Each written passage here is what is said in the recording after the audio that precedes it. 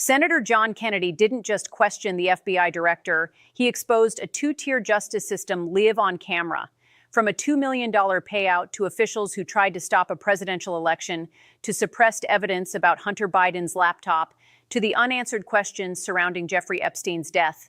This wasn't a hearing. It was a masterclass in revealing how power protects its own while ordinary Americans face the full weight of the law. Equality or double standards.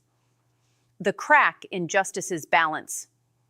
Senator John Kennedy's questions to FBI Director Kash Patel exposed a truth no one in America's justice system wants to acknowledge. Laws are not applied equally to everyone. Kennedy began by reminding everyone that a Wisconsin state judge was arrested for violating federal law. The logic was simple. If you break the law, whoever you are, you face the consequences. But does this principle only apply to ordinary citizens? Kennedy's first line of attack was the Lisa Page and Peter Strzok case. Two senior FBI officials had exchanged messages showing they actively worked to prevent Donald Trump from winning in the 2016 election. According to the Inspector General's report, Strzok's message, "No, he won't, we'll stop it," was clear evidence that the principle of impartiality had been violated. So what kind of punishment did these two face? The answer is shocking. None whatsoever. On the contrary, after being fired, they were rewarded with a $2 million settlement in the lawsuit they filed. Strzok got $1.2 million, Page got $800,000. Remember Kennedy's ironic request, "Pass me the sick bucket, please."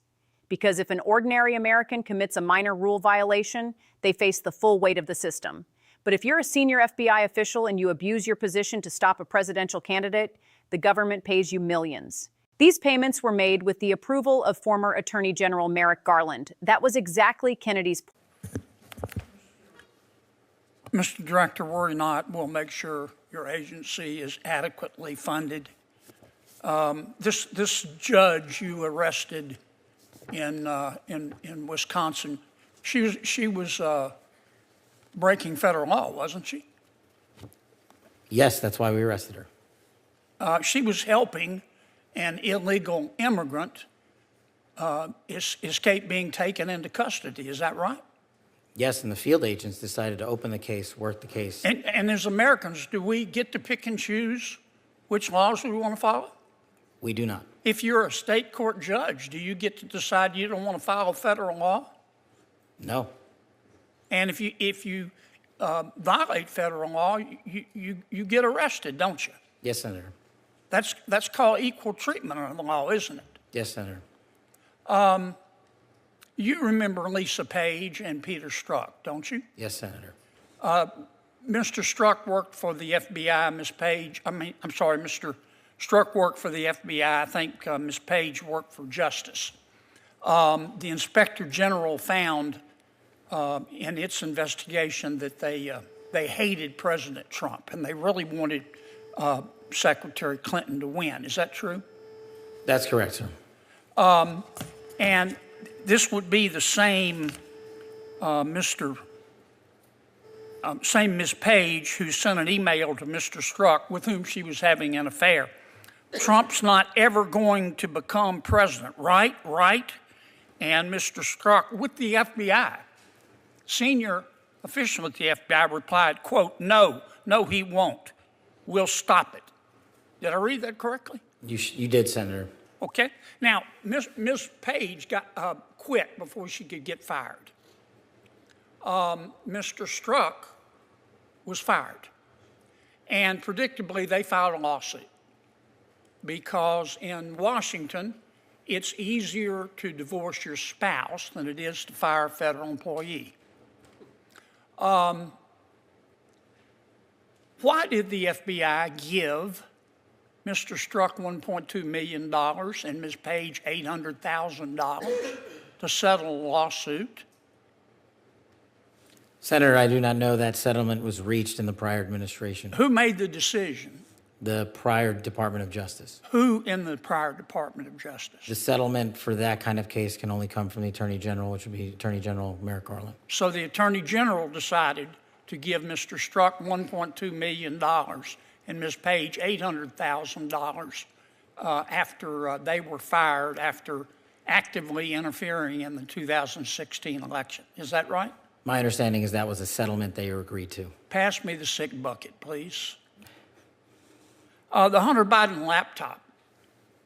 In October of 2016, shortly before the election, the New York Post wrote a story that was widely covered talking about Mr. Hunter Biden's influence peddling scheme based on his laptop.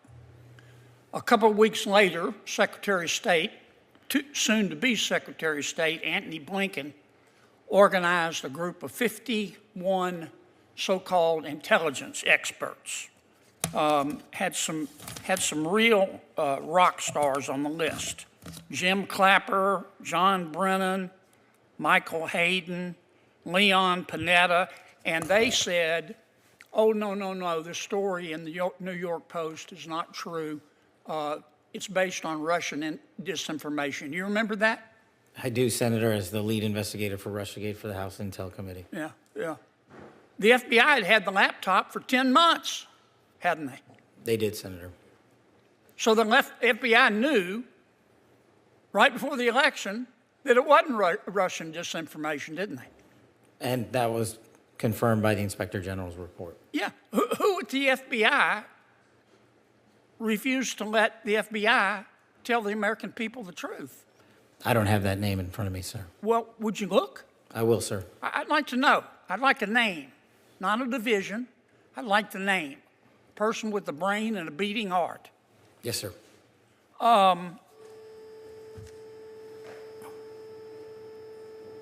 Did Jeffrey Epstein hang himself or did somebody kill him?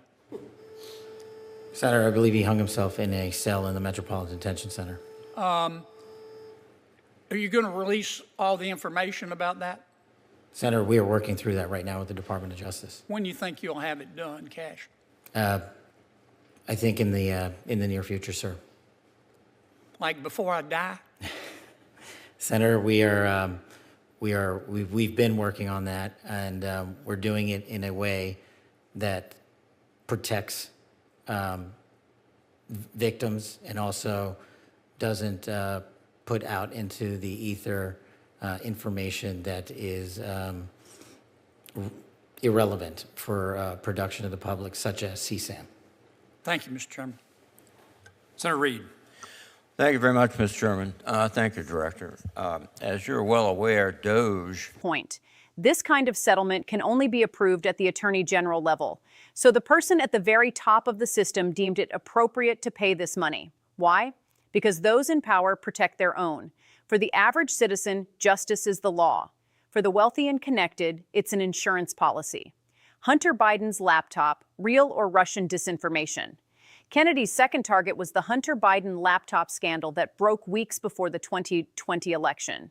The New York Post published a story documenting Hunter Biden's questionable business relationships with foreign countries. But weeks after the story broke, 51 former intelligence officials, including rock stars like Jim Clapper, John Brennan, and Leon Panetta, published a letter claiming the story was Russian disinformation. Here's the problem. The FBI had been holding that laptop for 10 months. So weeks before the election, the FBI definitely knew the laptop was real, but they didn't tell the public the truth. Kennedy asked Patel directly, the FBI knew right before the election that it wasn't Russian disinformation, didn't they? Answer, yes, Senator. So who within the FBI prevented them from telling the American people the truth? Patel's response, I don't have that name in front of me. Kennedy's demand was clear. I'd like a name, not a division, a person with a brain and a beating heart. Because when responsibility is distributed, no one is accountable. Kennedy wanted the name and signature of accountability. This case is a classic example of systemic manipulation. Real information was deliberately hidden, public perception was manipulated, and the result? Post-election polls showed that 17% of voters who learned the laptop story was true might have changed their vote. That means millions of Americans voted with false information because of the FBI's silence. Jeffrey Epstein, suicide or murder? Kennedy's most explosive question created unexpected silence in the room. Did Jeffrey Epstein hang himself or did somebody kill him? Patel's answer couldn't go beyond the standard response. It was transferred, and we're still waiting for an explanation in the near future. Kennedy's point here was the culture of systemic opacity. Epstein's death isn't just the end of one person, it potentially means the cover-up of thousands of crimes. Because if Epstein could have talked, whose names would he have given? Which politicians, businessmen, academics are on that list? That's why the files remain closed, information is being worked on, and the public waits. The arithmetic of double standards. Who's protected? Who's sacrificed? There's a common formula in these three cases. Small person plus small crime, full punishment. Big name plus big scandal, protected file, $1 million settlement, eternal postponement. The Wisconsin judge was arrested for violating the law, but FBI officials interfered in an election, received $2 million, and now live on their retirement pensions. Hunter Biden's laptop was real, but the FBI stayed silent. 51 experts lied, and none were held accountable. Epstein died, but we still don't know how because the work continues. What Kennedy did was demonstrate this inequality with concrete numbers and names. Instead of abstract justice rhetoric, he showed how the system works or doesn't work through specific cases. The accountability crisis, name or institution. One of Kennedy's most important insistences was this: I'd like a name, not a division. Because in modern bureaucratic systems, when responsibility is distributed, no one is truly responsible. When it said the FBI decided, who decided? The FBI building? Which person at which desk signed that? This means the dissolution of institutional accountability. If you attribute a decision to an institution, the person who made that decision becomes invisible, and invisible people aren't held accountable. Kennedy was trying to disperse this fog. He was demanding a person with a brain and a beating heart, because only when names emerge does responsibility begin. Conclusion: the erosion of trust and the need for systemic reform. This hearing wasn't just about exposing a few scandals. It's a crisis of confidence in the fundamental legitimacy of the American justice system. If laws are suggestions for the rich but commands for the poor, if senior officials are rewarded when they do wrong, while ordinary citizens go to prison for the same mistakes, if the biggest criminals can hide behind files that will be released in the near future, then we're not talking about the rule of law, we're talking about the rule of power. The questions Kennedy asked spoke as much through their silences as their answers. Every "I don't know," every "we're working on it," every "in the near future" response was a confession of how the system operates.